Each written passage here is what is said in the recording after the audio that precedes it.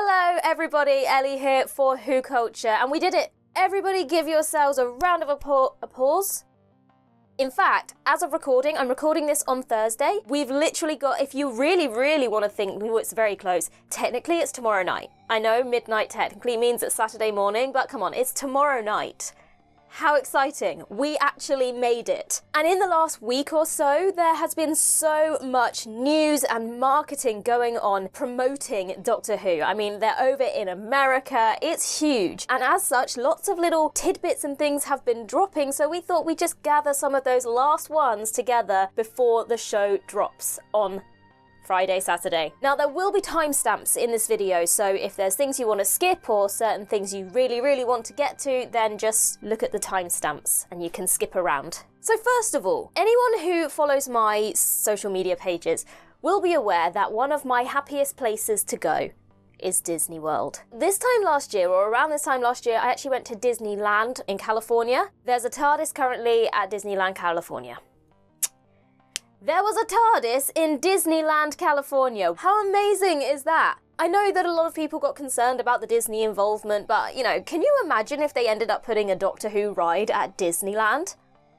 I'm going. So another big thing that's happened lately is the first reviews for season 1 have dropped, and we have a Rotten Tomatoes score. Don't worry though, we personally have not seen any of the episodes, so don't fear for spoilers here because we can't give any. We haven't seen it either. But anyway, yes, the critic reviews for the first 2 episodes have been kind of trickling out in the last couple of days, over the last week or so, and as of recording, season 1 currently is sitting with a Rotten Tomatoes score of, drumroll please, 100%. Okay, so one thing that we probably should mention here, because it is a common misconception with regards to Rotten Tomatoes scores in general, this score does not mean that every single critic rated the show a perfect 10 out of 10.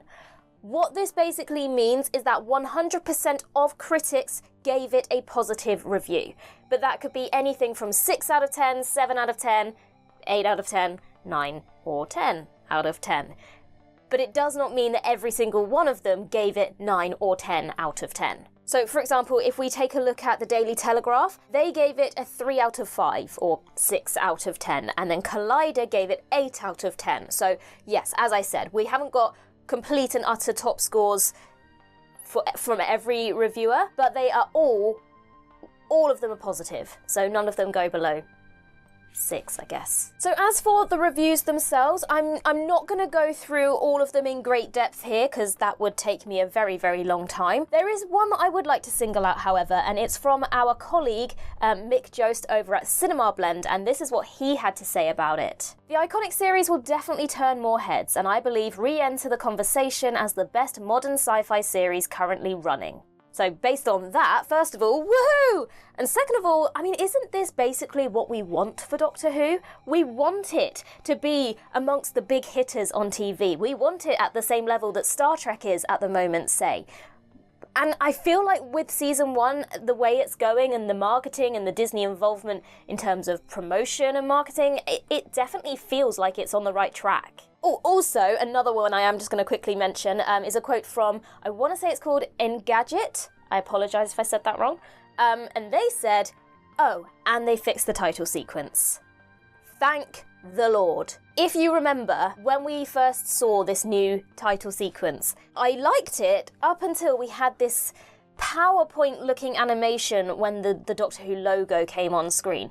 I'm hoping and praying that this is what they mean by they fixed the title sequence. Because everything else I really enjoyed. It just felt like that last bit brought it down. And it felt like a PowerPoint animation. So hopefully that's what they mean when they say they've fixed it.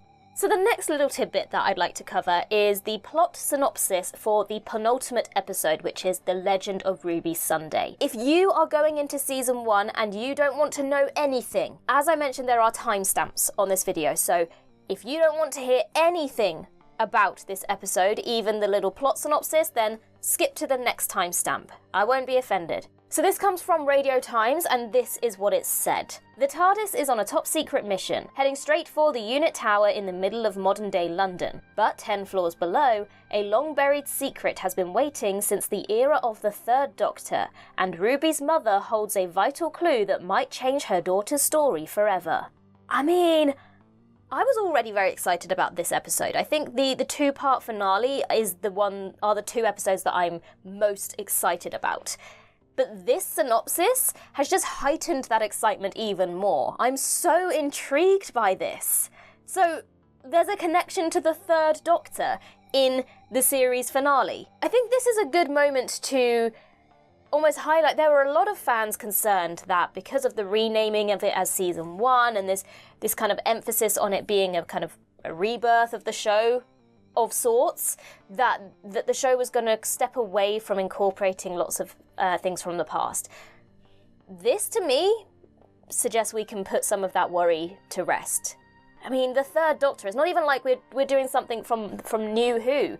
This is going way back to classic Who. Now, we don't know how in-depth this connection goes, but the fact that the synopsis has even mentioned the Third Doctor tells me that there's clearly something relevant happening here. It's also very random, very unexpected, but I'm totally here for it. Now, there is a Third Doctor serial that was called The Demons, and it kind of featured sort of dark forces, supernatural forces, and demons. And if you think about where the show is heading now with regards to supernatural and fantastical, it kind of feels like this would be a good serial to kind of link back to in a way. But also, let's not forget that an important character in the Third Doctor's era was the Brigadier, who was a massive part of UNIT, and who now, Kate Stewart, his daughter, is the head of UNIT. And if we're thinking about the other part of that quote where it says Ruby's mother holds the answers, is that what it said? What did it say? Holds a vital clue. Ruby's mother holds a vital clue. What if the big connection here is that Kate is Ruby's mother? There's a big secret, and it's that Kate is Ruby's mother, but there's something about it that, is she a clone? There's something about it, but I feel like if we're thinking Third Doctor connection, it makes me think, oh, Third Doctor, Brigadier could link to Kate. Again, could be completely wrong. Wouldn't be surprised if I'm completely wrong. But, on the other hand, I suppose that the other big question then with this reference to the Third Doctor is, will we see the Third Doctor? Now, there have been a lot of people who have called for Sean Pertwee, that's John Pertwee's son, to take over the role of the Third Doctor. And perhaps maybe this would be an opportunity for that to happen. If you don't know what Sean Pertwee looks like, basically he's the spitting image of his dad. Personally, I don't think this will be the avenue that the show would go down. First of all, I'm fairly certain that Sean Pertwee himself has almost said that he wouldn't feel comfortable doing that, which makes sense. I think if we were going to have some sort of involvement of the Third Doctor, it would either be through flashbacks and using archive footage, which the show has done before and has been very successful in doing, so we know that it can be done, and especially now we've got a much higher, bigger budget, so we know that there are ways for that to happen. Also, we have the memory TARDIS, which we've mentioned in a previous video last week, I believe. We know that the memory TARDIS allows kind of doctors to exist in this little pocket. So that definitely serves as a good way to include the Third Doctor if that is the avenue that this episode is going to go down. Okay, so let's move on to another tidbit, and actually this only started circulating yesterday. So it's about the new companion played by Varada Sethu. We've been hearing a lot of rumours about her involvement in the show pretty much all year. And now it has officially been confirmed that she will be joining as a companion in Season 2 alongside Millie Gibson and Ncuti Gatwa. Now, we actually have suggested that because the show is filming so far in advance, that actually we could be seeing Varada Sethu in Season 1. And there is high possibility of that actually happening. So according to a new report that came in the Mirror just yesterday, Varada Sethu will appear briefly in Season 1. Briefly. And it's, quote, not clear if she will be playing the same character. And it does feel like it's Clara Oswald all over again, doesn't it? You know, the impossible girl popping up as different people throughout the Doctor's life. I mean, the thing is, it's probably more likely that she just pops up in a couple of shots here or there. Maybe the Doctor saves her, and then it all comes together in season 2 in some way. Someone suggested that all of the kind of marketing, all the promotion with regards to season 2 always refers to Ruby, but not Millie. And someone suggested that perhaps the mystery of Ruby reveals that she is also a Time Lord, and that perhaps she either regenerates into Varada Sethu, or we now know bi-generation is a thing, so maybe Ruby is a Time Lord and bi-generates into Varada Sethu, and we now have two Rubies. Could you imagine? Maybe that's what they're gonna do. I wasn't sure about that theory until I just started explaining it, and it kind of came together in my brain as I was talking about it, and now it doesn't seem so ridiculous. Ooh. Oh, one thing that I probably should have said though, with regards to the rumour or the article about Varada Sethu briefly appearing in season 1, it did come from the Mirror, so take it with a pinch of salt. We have mentioned in the past it kind of depends on who the reporter is. Anyway, that's by the by. Let's move on. Russell T Davies and Ncuti Gatwa, they were talking to Rolling Stone recently, and Russell T Davies actually briefly touched upon what the future holds for the 14th Doctor and Catherine Tate and Donna Noble. My brain's not working. I've blown my mind with that theory, and now it won't process. But anyway, this is what the article said.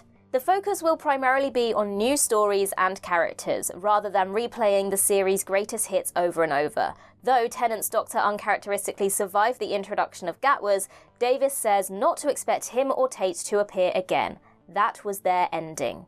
That was their ending. Now, that's not Rolling Stone saying that. That is quoted from Russell T Davies. Russell T Davies said, that is their ending. That was their ending.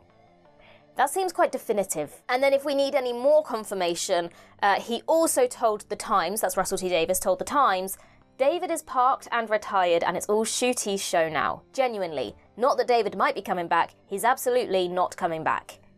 I mean, that was their ending. He's absolutely not coming back. I don't think he could make it much clearer. Having said that, this is Doctor Who, so, you know, they've said that it's their ending plenty of times before. I mean, let's look at all the other characters, shall we? Donna's ending was in Series 4. She came back. Rose had an ending and came back, and then had kind of another ending and came back. Martha had an ending. Oh, she came back. Even Stephen Moffat had an ending, and guess who's back? So, with regards to Doctor Who and it's the end of their character, it's the end of the line for them, kind of doesn't mean anything. However, I do think that with regards to the 14th Doctor, David Tennant, I think that they need to leave it alone for a little while. I've commented on this quite a lot before. I think we need to allow the new people to show us what they can do. And I think holding David Tennant in the wings just gives this air of like a lack of confidence in Ncuti, and I don't think there is a lack of confidence in Ncuti. I think they need to leave David Tennant alone for a little while. I also think that the more you bring him back, the less meaningful his returns are. But as I said, I don't think they should return anytime soon. I'm not saying they should never return. To be honest, because of how the bi-generation ended and the fact that we have now got 14 left on Earth, I think at some point they should be returned to. Otherwise, it kind of feels a little bit weird that we know that the 14th Doctor is still living somewhere, but then we never address how things ended for him. But yeah, personally, I think they need to be left well alone now. If you need a little bit of a recap before you go into Space Babies, then we have done a video just for you. And as I did mention, we've got so much content coming with all the new episodes that are coming. So make sure that you subscribed. In the meantime, I've been Ellie for WhoCulture, and in the words of River Song herself, goodbye, sweeties.